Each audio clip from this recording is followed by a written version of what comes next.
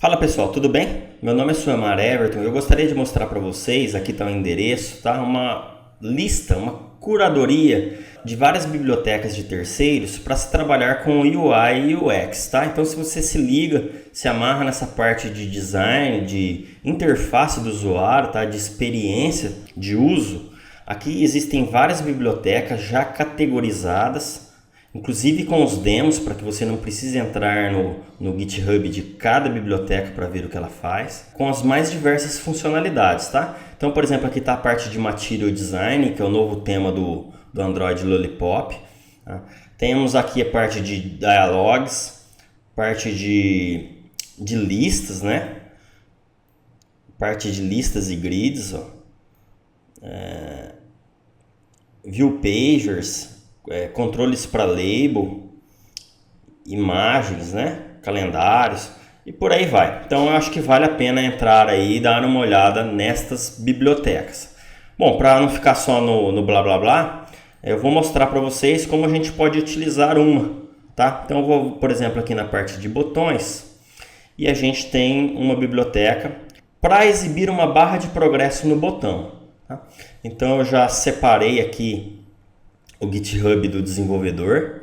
Aqui existem esses botões que exibem uma barra circular e aí depois ele faz uma animação por botão, exibindo uma mensagem de erro ou não, uma mensagem de sucesso.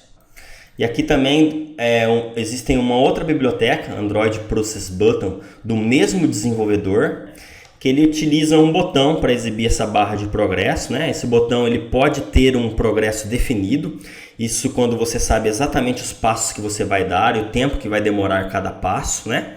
Ou ainda um botão no estilo que exibe uma barra de progresso no estilo endless.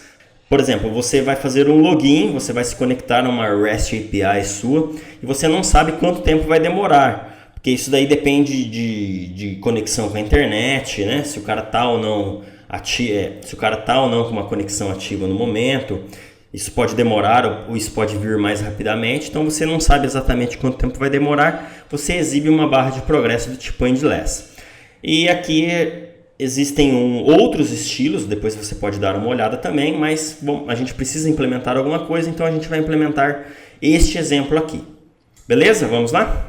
Bom, para dar uma facilitada, eu já estou com o meu Android Studio aberto, eu já tenho um aplicativo muito simples, tá? Esse aplicativo ele tem apenas uma tela com um edit text para o login, para a senha e um botão de login. Então, quando eu clico nesse botão, é chamado um método chamado login.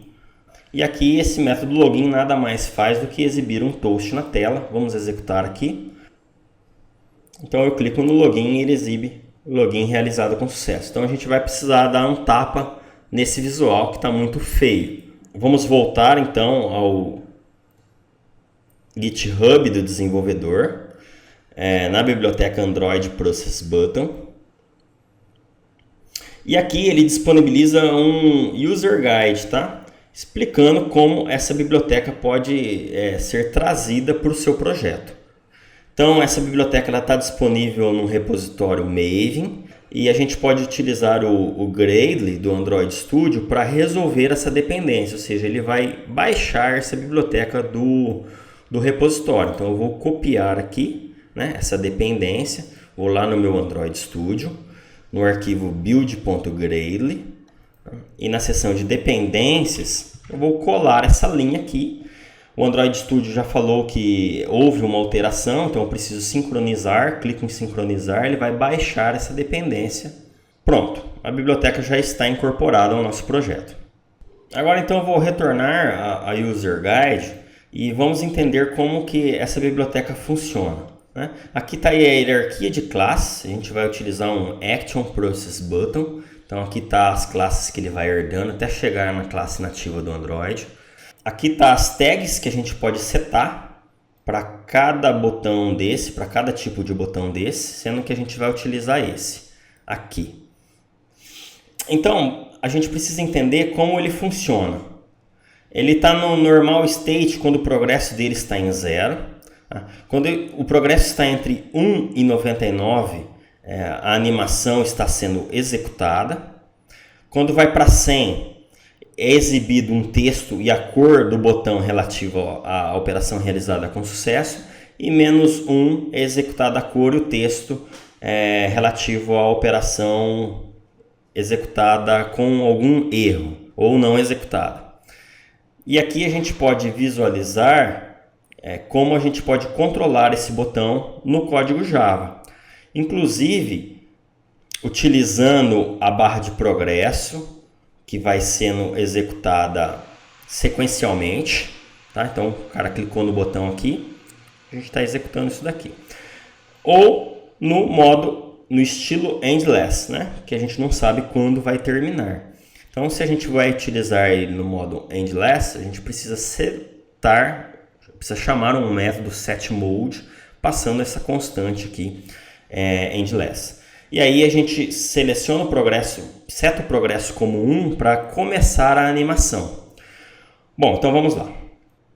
Primeira coisa que eu vou fazer aqui eu vou copiar esse XML aqui que vai colocar o botão na tela, porque eu vou substituir aquele meu botão nativo do Android, tá?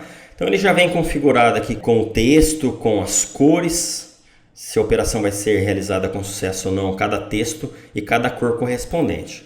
Não vou me preocupar com isso agora, eu vou apenas copiar esse trecho de código. Vou até o meu arquivo ActivityMy, né, que está lá na pasta res layout. E vou substituir este meu botão. Não vou usar aqui o editor visual, vou direto aqui no meu XML. Eu tenho o meu botão aqui, vou colar ele aqui embaixo. Vocês notem que ele está reconhecendo aqui as tags que está dentro da namespace Android, mas não a que está nessa namespace custom. Então a gente vai ir aqui no nosso linear layout, aqui está a declaração do namespace Android, e a gente vai declarar aqui, vou copiar, e o nosso namespace aqui chama-se custom, ele está dentro aqui do APK, a gente vai utilizar aqui o res auto, que isso aqui vai pegar em tempo de execução o nome do nosso pacote, para tentar resolver esse namespace aqui. Então provavelmente aqui os erros já se foram. Então o meu botão vai se chamar btn login, o meu texto será login, aqui estão as cores, então aqui a cor do meu login a cor do meu texto está branco, né? Eu vou mudar isso daqui para black. Aqui tá as cores, tá? Que vem do meu arquivo de cor. Então verde quando a operação foi completada, azul quando está normal ainda e vermelho provavelmente quando a operação foi executada com erro. Tá? Aqui em relação aos textos, eu vou colocar login realizado com sucesso, né? Ou bem-vindo, alguma coisa assim. Aqui eu vou colocar aguarde, por favor. E aqui eu vou colocar ops, ocorreu um erro, né?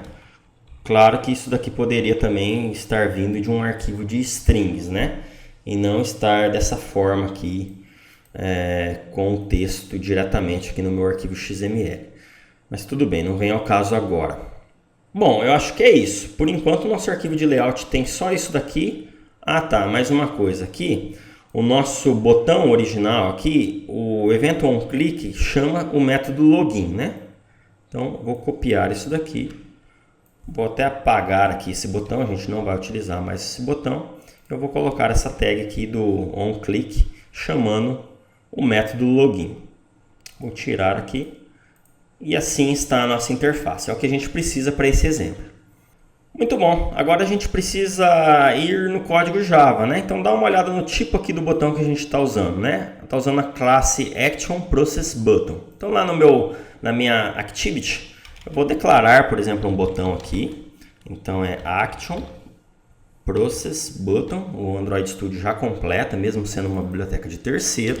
Vou declarar aqui o nome do objeto. E aqui no método onCreate, logo após o setContentView, que joga esse arquivo de layout para a tela, a gente vai obter a referência. Então, o meu ActionProcessButton vai ser igual a findViewById r. id.meu btn login, né? E aqui eu vou fazer um cast para a classe action process button. Muito bom. Para ficar igual aqui, como a gente está chamando btn login aqui, vou declarar aqui como btn login. Vou alterar aqui também. Agora então, conforme está no user guide, a gente precisa setar o modo desse botão para endless, tá? Então vou voltar aqui, btn login.setMode, e aí dou um Ctrl espaço e ele já completa para mim, ele já traz as constantes possíveis, né? E a gente quer a endless. Beleza, a gente vai iniciar a animação quando a pessoa clicar no botão. Clicou no botão, chamou o método login. Chamou o método login, a gente seta o progresso desse botão para 1. Lembra, conforme está na documentação, entre 1 e 99 ele vai começar a animação. Então, set progress, vou colocar 1 aqui. Vamos testar, vou executar aqui. Vou no meu emulador. Agora ele já me trouxe o botão usando a biblioteca de terceiro, né? E eu cliquei em login, ele mudou o texto, começou a animação. Agora a gente precisa notificar esse botão quando a operação foi completada, né? Para o usuário ter esse retorno visual. A gente precisa trabalhar isso agora. Pessoal, então agora eu preciso simular alguma operação que seria uma operação de login, né? Geralmente essas operações elas devem ser executadas em background, até porque o botão tem essa animação, e dependendo da operação que se a gente executar aqui na UI thread, ela vai estar concorrendo aqui com esse desenho e aí não vai ficar suave, né? Então a gente precisa criar uma nova thread para simular essa realização de login. Claro que eu não vou conectar com a internet, porque senão o exemplo vai ficar muito longo, não é esse o sentido desse vídeo. Então a gente vai apenas simular aí, esperar alguns segundos e retornar o indicador para o usuário falando que a operação foi realizada com sucesso. Então logo após eu começar a animação, eu vou criar uma nova thread. E aí já passando um runable como parâmetro, né? Ele vai gerar uma classe anônima aqui. Dou um Alt Enter para ele implementar os métodos que está na interface runable. Tem esse método run. E aí tudo isso daqui vai criar a thread. E assim que ele cria a thread, eu já posso dar um ponto start, chamar o método start para ele executar o método que vai estar aqui dentro do método run. E aí, o que a gente precisa fazer? Eu vou colocar aqui para essa thread dormir aí por alguns segundos, 3.000 milissegundos, 3 segundos. E aí eu vou fazer o seguinte, ó, btn login.setProgress.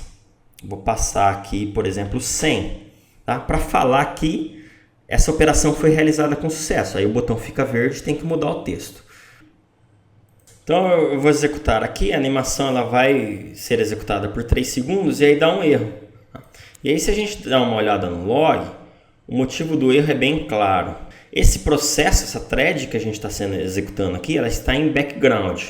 E aí ela dorme por 3 segundos e ela tenta atualizar a interface do usuário. Só que uma thread que está sendo executada em background, ela não pode atualizar a interface do usuário. Isso é responsabilidade da UI thread. Então a gente precisa executar este comando na UI thread e não uma thread que está em background. E aí, pessoal, existem diversas formas de fazer uma comunicação com a UI thread através de interfaces e tem vários métodos, tá? Recomendo vocês darem uma olhada aqui nessa seção de desenvolvedores do Android comunicando com a UI thread. Para ficar mais simples aqui, eu vou simplesmente chamar um método da minha activity chamado runOnUIThread.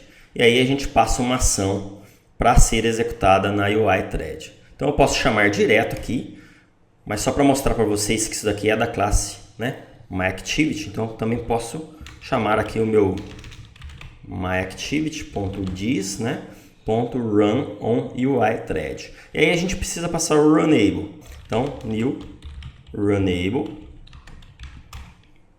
Começa aqui, fecha aqui, aí a gente vai precisar implementar, né, o método abstrato, o método run. E aí aqui sim, dentro do método, a gente vai colocar o btn login.setProgress para 100, para indicar que aquela operação foi realizada com sucesso, e isso vai ser executado na UI thread. Vamos executar. Então agora a animação roda por 3 segundos e aí o botão muda para cor e texto respectivo que a gente configurou lá no nosso XML, no nosso arquivo de layout. Tá? Se caso a gente tivesse passado aqui, por exemplo, o valor -1, vamos executar novamente, aí ele deve mudar para cor e mensagem de erro. Tá aí. Bom, para falar a verdade, essa cor preta sobre o fundo vermelho, sobre o fundo azul também, para mim ficou bem feio, né? A gente acabou mudando isso, eu vou voltar lá no meu arquivo de layout. Na propriedade text color do botão, eu vou voltar para branco. Vou executar de novo o projeto.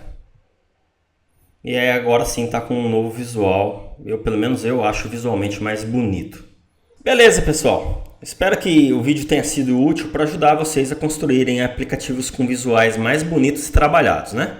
Afinal, a interface é a primeira coisa que o usuário vê. Então, a dica é essa. Se você se interessa então por UI e UX, dá uma olhada lá nessa lista de bibliotecas aí. De repente você vai encontrar alguma biblioteca aí que vai ajudar você a dar um tapa no visual do seu aplicativo. No mais, pessoal, sintam-se à vontade aí para compartilhar o vídeo, comentar, curtir, se inscrever no canal do YouTube. Um grande abraço e até o próximo vídeo. Até mais.